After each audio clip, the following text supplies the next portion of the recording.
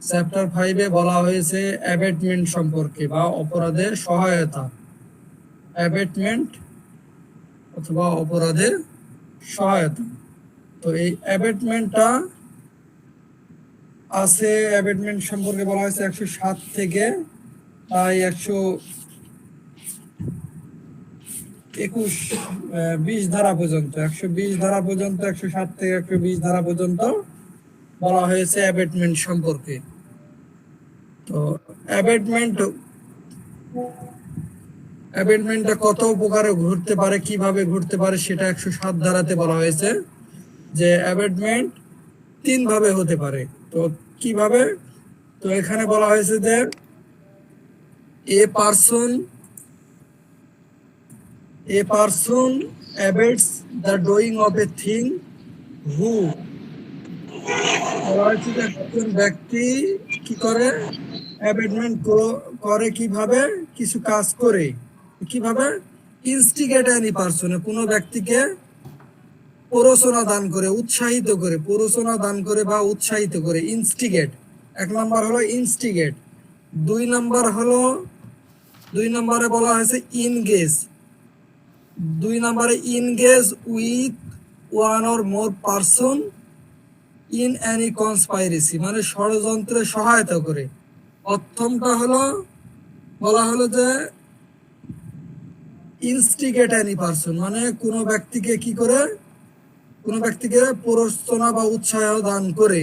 আর 2 নম্বরে বলা হয়েছে যে কোনো ষড়যন্ত্রে যুক্ত থেকে, ইনগেজ উইথ, মানে কোনো ষড়যন্ত্রে এক বা একাধিক ব্যক্তির সাথে যুক্ত থেকে, তাহলে এটা 2 নম্বর। 3 নম্বরে বলা হয়েছে, 3 নম্বরে বলা হচ্ছে যে intentionally aids by any act or illegal omission, মানে ইচ্ছাকৃত ভাবে কোনো ব্যক্তিকে কি করতে, কোনো কাজ করতে বা কাজ করা থেকে বিরত থেকে সহায়তা করা, সাহায্য করা। তাহলে 1 নম্বর হলো প্ররোচনা করা, 2 নম্বর হলো কোনো ষড়যন্ত্রে কারোর সাথে যুক্ত থাকা, 3 নম্বর হলো কি, কোনো কাজ করা বা করা থেকে বিরত থাকতে ইচ্ছাকৃতভাবে সহায়তা করা। এই 3 ধরনের কাজ দ্বারা অ্যাবেটমেন্ট ঘটানো হয়। তাহলে 3 ধরনের কাজ দ্বারা অ্যাবেটমেন্ট ঘটানো হয়। এই প্রথমে হলো instigate any person to do that thing, মানে কোনো ব্যক্তিকে ইনস্টিগেট করে, সহায়তা করে বা উৎসাহিত করে, প্ররোচনা দান করে, সেটা হতে পারে সহায়তা না, প্ররোচনা দান বা উৎসাহিত করা, কাজে উৎসাহিত করা, অপরাধে উৎসাহিত করা। 2 নম্বরে বলা হচ্ছে যে engage with one or more persons in any conspiracy, মানে ষড়যন্ত্রে সহায়তা করা, সেটা হলো এক বা একাধিক ব্যক্তির সাথেও হতে পারে। 3 নম্বরে বলা হচ্ছে যে ইচ্ছাকৃতভাবে কোনো ব্যক্তিকে কোনো কাজ করা বা অবৈধ ইললিগাল ওমিশন, মানে অবৈধভাবে বিরত থাকতে সহায়তা করা, সেটা করেও সে অ্যাবেটমেন্ট ঘটাতে পারে। এখন এই 107 ধারাতে তাহলে 3টা গ্রাউন্ডস আছে, আমরা মনে রাখবো 3টা গ্রাউন্ডস আছে। এখান থেকে প্রশ্ন হতে পারে যে কয়টা গ্রাউন্ডস থাকতে পারে অ্যাবেটমেন্টের, প্ররোচনার। তাহলে এখানে 3টা গ্রাউন্ড কি কি? একটা হলো ইনস্টিগেট, 2 নাম্বার হলো ইনগেজ উইথ কনস্পাইরেসি, 3 নাম্বার হলো এইডস, ইন্টেনশনালি এইডস, মানে সহায়তা করা।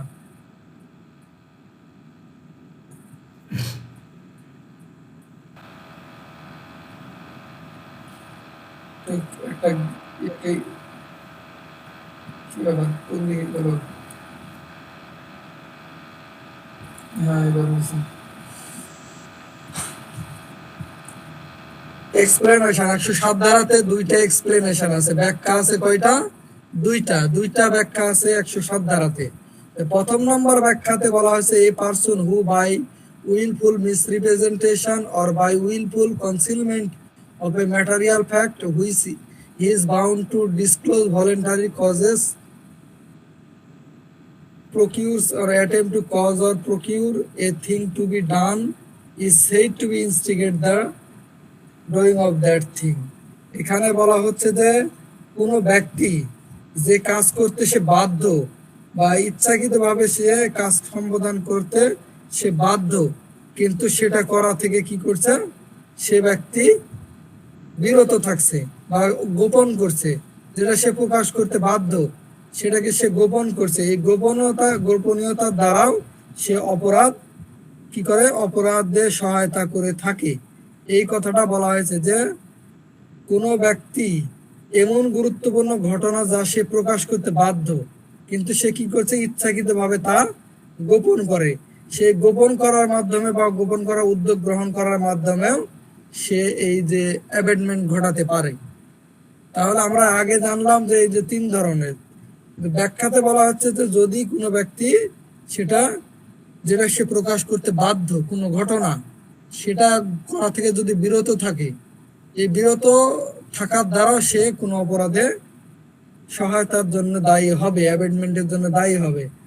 একটা উদাহরণ দেখা যাক যে সরকারি কর্মচারী কোনো বিচারালয়ের পরোয়ানা মারফত ক নম্বর এক ব্যক্তি সে 6 নম্বর ব্যক্তিকে গ্রেপ্তার করার জন্য মানে কি হয়, মানে আমি সহজভাবে বলি যে কোর্ট থেকে ওয়ারেন্ট জারি করা হলো একটা আসামিকে ধরার জন্য।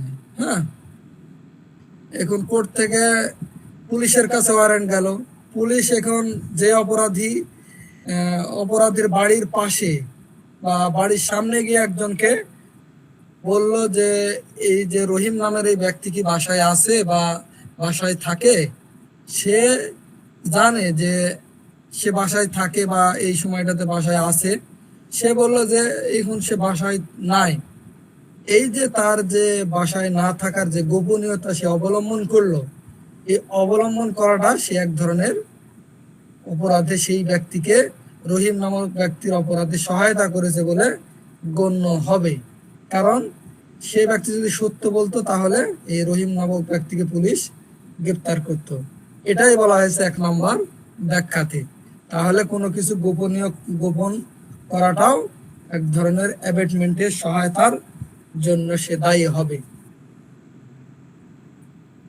2 নম্বর ব্যাখ্যাতে বলা হয়েছে যে whoever either prior to or at the time of the commission of an act does anything in order to facilitate the commission of that act and facilitate the commission is said to be aid the doing of that thing. বলা হয়েছে যে ব্যক্তি কোনো কাজ সম্পন্ন করার সময় উক্ত কার্য সম্পাদন সুচারুকল্পে কোনো কিছু করে, তা দ্বারা সম্পাদন সুগম করে, সেই ব্যক্তি উক্ত কার্য সম্পাদনে সহায়তা করেছে বলে বিবেচিত হবে। এখন এই যে 2 নম্বরের উদাহরণটা এমন হলো যে কোনো ব্যক্তি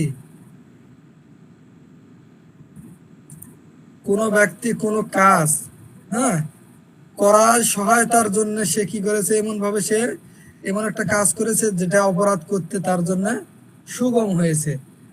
যেমন দেখা গেল যে এক ব্যক্তি কি হলো, সে অন্য এক ব্যক্তিকে মারার জন্য রাতের বেলা মারার জন্য সে যাচ্ছে, অস্ত্র নিয়ে যাচ্ছে। এখন ওই যে ব্যক্তিকে মারতে যাচ্ছে তাকে কি করলো, একটা বাইক গাড়িতে করে অপরাধীকে নিয়ে গিয়ে স্পটে নিয়ে যে নামিয়ে দেওয়া, এই ব্যক্তিটা তাকে কি করলো, অপরাধ করতে তাকে তার যে কাজ করতে সহজ করে দিল। এই সহজ করে দেওয়াটাও এক ধরনের অ্যাবেটমেন্ট।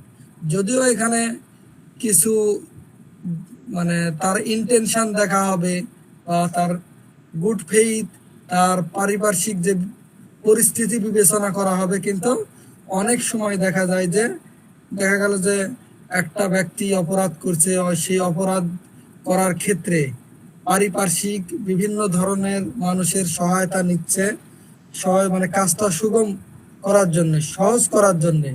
পারিপার্শ্বিক ব্যক্তি সাহায্য নিয়ে থাকে বা কোনো কিছু ব্যবহার করে থাকে, তাহলে সেই ব্যক্তি কি বলে, ওই যে অ্যাবেটমেন্টের জন্য দায়ী হবে, যে যার দ্বারা এই কাজটা সহজ হলো।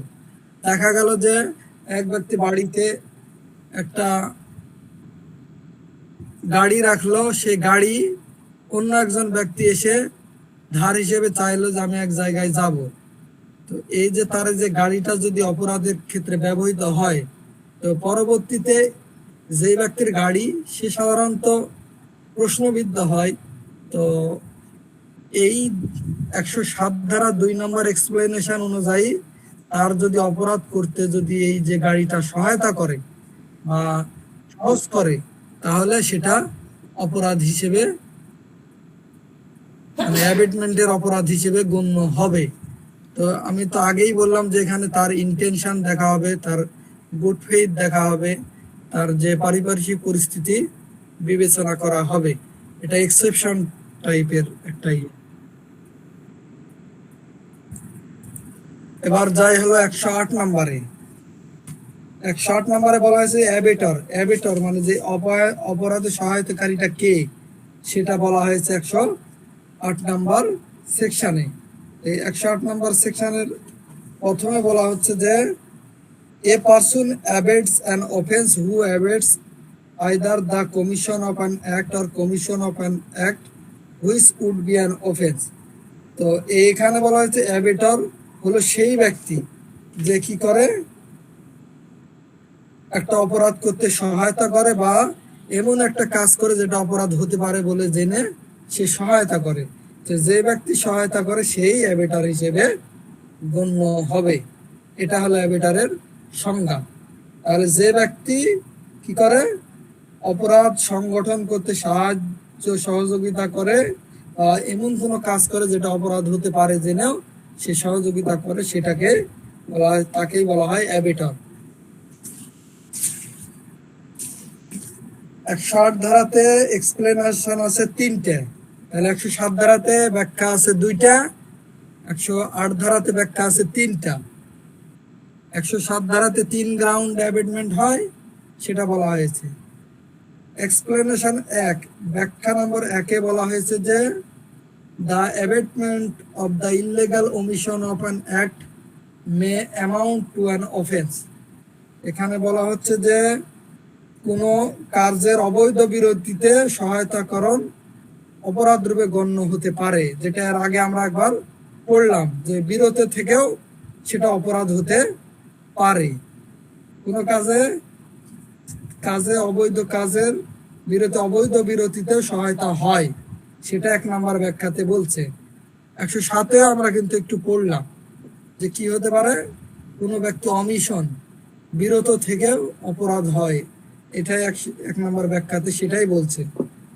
যদিও প্ররোচনা দাতা উক্ত কার্য সম্পাদনের জন্য স্বয়ং বাধ্য নয়, মানে ওই যে অবৈধ বিরতি থাকছে সেটা করতে সে বাধ্য নয়, কিন্তু তাও সে করছে, এটাই বলা হচ্ছে। তো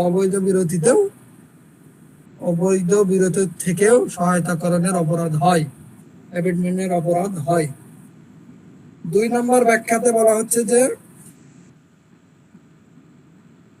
two constitute the offence of abetment it is not necessary that the act abetted should be committed. মানে যে একটা ব্যক্তি অপর কোনো ব্যক্তিকে যে কাজে যে সাহায্য সহযোগিতা করলো, সে কাজটা যে কাজে সহায়তা করলো সেটা দ্বারা অপরাধ ঘটতে হবে এমন কোনো মানে কিছু বলা হয়নি। মানে এটা এখানে এই যে 2 নম্বর ব্যাখ্যাতে এই কথাটা বলা হচ্ছে যে যদি কাউকে সাহায্য করছে সে কাজের দ্বারা যে অপরাধ ঘটতে হবে এমন কিছু না। যদি সেই ঘটনা যদি অপরাধ সংগঠন নাও হয়, তাও সে অ্যাবেটমেন্টের জন্য দায়ী হবে, অপরাধের সহায়তার জন্য দায়ী হবে। যেরকম উদাহরণ দেওয়া যায় যে নাই একটা নাম বলি, যে কলিম কি করলো, রহিমকে খুন করার জন্য তার ভাই খলিলকে প্ররোচিত করে। মানে এই যে কলিম একজন ব্যক্তি তার শত্রু হতে পারে, শত্রুর নাম হলো কি রহিম। কলিম এই রহিমকে খুন করার জন্য প্ররোচিত করলো কাকে? তার ভাই খলিলকে। এখন খলিল ওই যে যে রহিমকে খুন করবে, এখন খুন করবে কি করবে না সেটা তো পরবর্তী ঘটনা। তো কলিম যেহেতু খলিলকে প্ররোচিত করলো, এই প্ররোচনার দ্বারা যদি ওই রহিমের খুন নাও হয়ে থাকে, তাও এই কলিম অপরাধে প্ররোচনার জন্য দায়ী হবে। এটাই বলা হয়েছে 2 নম্বর ব্যাখ্যাতে। 2 নম্বর ব্যাখ্যাতে এটাই বলা হচ্ছে যে অপরাধে সহায়তা করা হচ্ছে, মানে যে কাজে সহায়তা করা হচ্ছে সেই কাজ দ্বারা যদি অপরাধ সংঘটিত নাও হয়ে থাকে, তাও সে অপরাধে সহায়তাকারী হিসেবে গণ্য হবে। তার মানে এই অ্যাবেটরের যে অ্যাবেটরের সাজেশন অনুযায়ী যদি কোনো ব্যক্তি কোনো অপরাধ করতে যায়, তাও সে অপরাধের জন্য, মানে অপরাধে প্ররোচনার জন্য দায়ী হবে, যদিও কাজটা সংগঠিত না হয়। এটাই বলা হচ্ছে 2 নম্বর ব্যাখ্যা। 3 নম্বর ব্যাখ্যাতে বলা হচ্ছে যে 108-এ আছে 5টা এক্সপ্লেনেশন, ব্যাখ্যা আছে 5টা। আমার ভুল হয়েছে, নিচের দিকে আছে 5টা ব্যাখ্যা। এটা পরীক্ষাতে আসতে পারে এবং খুব ইম্পর্টেন্ট। যে 108 নম্বরে 5টা ব্যাখ্যা আছে, তার মধ্যে আমরা 2টা ব্যাখ্যা পড়লাম। 3 নম্বর ব্যাখ্যাতে বলা হচ্ছে যে দুষ্কর্মে it is not necessary that the person abated should be capable by law of committing an offense। মানে যে ব্যক্তিকে প্ররোচনা দেওয়া হচ্ছে, অ্যাবেট করা হচ্ছে বা প্ররোচনা দেওয়া হচ্ছে, সেই ব্যক্তি সাবালক হতে হবে বা তার জ্ঞান থাকতে হবে, বা সে অপরাধ করতে, মানে তার অপরাধ করার জ্ঞান নাই, এরকম কোনো কিছু বিবেচনা করা হবে না। সেই ব্যক্তি যাকে অপরাধের জন্য প্ররোচনা করছে, সেই প্ররোচনা করাটাই হলো বড় ফ্যাক্ট। তার সুস্থতা, তার যোগ্যতা, কাজ করার যোগ্যতা, বা সে নাবালক না সাবালক এগুলো বিবেচনার, সে সুস্থ না অসুস্থ এগুলো বিবেচনার বিষয় নয়। তো উদাহরণ দেখি যে কি হলো, একজন নাবালক ব্যক্তি কি করছে, হোটেলের বেয়ারা হতে পারে একজন নাবালক ব্যক্তি। সে কি করে যে একটা হোটেলে সে খাবার পরিবেশন করে। এখন আমার কি আছে, একজনের সাথে শত্রুতা আছে। তো সেই হোটেলে সেই ব্যক্তি, আমার যে শত্রু, সে হোটেলে বসে খাবার খেতে বসছে। আমি কি করলাম, ওই যে নাবালক বেয়ারাটাকে বিষ দিয়ে বললাম যে তার খাবারের সাথে, আমার শত্রুর খাবারের সাথে মিশে দিতে হবে। তো সে নাবালক, সে কাজ বুঝুক না বুঝুক সেটা বিষয় না, সে অপরাধী হতে পারে না হতে পারে, তার নাবালক হলে সে মুক্তি পেয়ে যেতে পারে। কিন্তু আমি এখানে অপরাধী হিসেবে অ্যাবেটর হিসেবে গণ্য হব, সে নাবালক হওয়া সত্ত্বেও। এটাই বলা হয়েছে 3 নম্বর ব্যাখ্যাতে। 4 নম্বরে বলা হয়েছে যে দ্য অ্যাবেটমেন্ট, যদি অপরাধে সহায়তা করো, যদি অপরাধ হয়, তাহলে যে ব্যক্তিকে সহায়তা করছে সে যদি অপর কোনো ব্যক্তিকে সহায়তা করে, মানে সহায়তা এরকম এক বিষয়, মানে ডাবল সহায়তা। মানে এখানে হলো যে 2টা বিষয়, মানে যদি অপরাধে সহায়তা করা হয়, তো যাই অপরাধে সহায়তা করছে, মানে অ্যাবেটর, সেই অ্যাবেটরের কথা শুনে অন্য কোনো ব্যক্তি যদি একই, মানে অ্যাবেটরের ইন্টেনশন অনুযায়ী, কথা অনুযায়ী সেও যদি অ্যাবেটমেন্টের কাজ করে, তাহলে সেও অ্যাবেটর হিসেবে গণ্য হবে। এখানে একটা উদাহরণ দিই, হ্যাঁ, তাহলে এটা মানে ক্লিয়ার হবে। 4 নম্বর ব্যাখ্যাতে যে দেখা গেল যে আমি একজন ব্যক্তিকে, আমার বন্ধু হয়, তাকে বললাম যে তুই কি করবি, এই যে আমি তোকে টাকা দিচ্ছি, 500 টাকা দিচ্ছি, তোর এটা পকেটে রাখ, আর 500 টাকা দিয়ে তুই বিষ কিনে নিয়ে যে তোর একজন পরিচিত ব্যক্তিকে তুই, মানে আমার যে শত্রু তাকে যেন বিষ খাওয়াই, এটার জন্য একজনকে তুই ঠিক করবি। তাহলে আমার যাই বন্ধু, সে তাকে আমি এবেটর করলাম, মানে তাকে আমি প্ররোচিত করলাম। আমার প্ররোচনায় 500 টাকার বিনিময়ে সে কি করলো, আরেকজন ব্যক্তিকে সে ওই যে মেরে ফেলার জন্য প্ররোচিত করলো, মেরে ফেলার অপরাধ করার জন্য প্ররোচিত করলো। তাহলে আমিও এবেটর, ওই যে আমার বন্ধুও সেও এবেটর। তাহলে আমার কাজ যদি অপরাধ হয়, তাহলে আমার ওই বন্ধুর কাজও অপরাধ। এটাই বলা হয়েছে 4 নাম্বার এক্সপ্লেনেশনে, মানে ডাবল অ্যাবেটমেন্টের কথা বলা হচ্ছে এখানে। 5 নম্বরে সহায়তা করা। হ্যাঁ হ্যাঁ, আমি তো বললাম যে আমিও সহায়তা করছি, আমার কথা শুনে আবার আমার বন্ধু অন্যজনে খাবার অপরাধ করার জন্য প্ররোচিত করছে, তাহলে সেও সহায়তা করছে। তো এটাই হলো এখানে একাধিক ব্যক্তির কথা বলা হয়েছে। এগুলো হয় যে বিভিন্ন মার্ডার করার ক্ষেত্রে বা ডকাইতি করার ক্ষেত্রে, রবারি করার ক্ষেত্রে, বিভিন্ন ক্ষেত্রে একজন আরেকজনের প্ররোচিত করে। তো দেখা যাচ্ছে যে রাজনৈতিক যে মামলাগুলো, রাজনৈতিক মামলাতে তো একজন ব্যক্তি তার অপরাধ করে না, বিভিন্ন জনে আমাদের এই এখানে মানে একটা ঘটনা ঘটছে কিছুদিন আগে। জামাতের এক লোক, সে কি করছে যে তার আগে ইয়ে হয়েছে যে এক জামাতের লোকের পর আরেকজন বিএনপির লোক কি করছেন, মানে আঘাত করছে। এখানে আঘাতের কথা দুইজনের মধ্যে সীমাবদ্ধ ছিল। পরবর্তীতে এই জামাতের লোককে উস্কানি দিল আরেকজন এক ব্যক্তি, হ্যাঁ, তাকে পরিচিত করলো যে তোর গায়ে হাত দিছে, আমরা আছি, এই তুই যে বিএনপির ওই লোকের গায়ে আবার মানে হাত তোলার জন্য তাকে পরিচিত করলো। সে কি করলো, সে তো গেছে গেছে তার চাচাকেও নিয়ে গেছে ওই বিএনপির লোকের উপর গায়ে হাত তোলার জন্য। তো দেখা গেল যে স্পটে ওর যে চাচাটা সে বিএনপির ওই লোকের আঘাতে মারা গেল। তো এই যে এখানে অনেকগুলো ঘটনা উদাহরণ, এই 4 নাম্বারটা। তো এক্ষেত্রে যে কয়জন ব্যক্তি অপরাধের সাথে জড়িত সবাই কেউ অ্যাবেটমেন্ট হিসেবে, কেউ মূল হোতা হিসেবে দায়ী হবে। আবার যাই অপরাধ করলো একেবারে সরাসরি তাই আরেকে, মানে সবাই মিলেই অপরাধটা করছে। তো এই অ্যাবেটমেন্ট হিসেবে কেউ কেউ কাজ করেছে অ্যাবেটর হিসেবে। 5 নম্বরে বলা হয়েছে it is not necessary to the commission of the offence abetment by conspiracy that the abettor should concert the offence with the pursuance which the offence is committed. 5 number এক্সপ্লেনেশনে এমন কথা বলা হচ্ছে যে ষড়যন্ত্র করে দুষ্কর্মের সহায়তার অপরাধ সংগঠনের জন্য সাহায্যকারী ব্যক্তির উক্ত অপরাধ সংগঠনের একত্রে উক্ত মানে এটা বইয়ের ভাষা থাক, আমি সহজভাবে বলি। হ্যাঁ, যে 5ই আগস্টে, হ্যাঁ 5ই আগস্টে যে ঘটনা ঘটলো, হ্যাঁ, এখানে দেখা গেল যে অনেক ব্যক্তি অপরাধ করেছে, অনেক ব্যক্তি অপরাধ করেছে। যে পুলিশও হত্যাকাণ্ড চালাইছে, সাধারণ যে নেতা কর্মীরাও হত্যাকাণ্ড চালাইছে। তো এখানে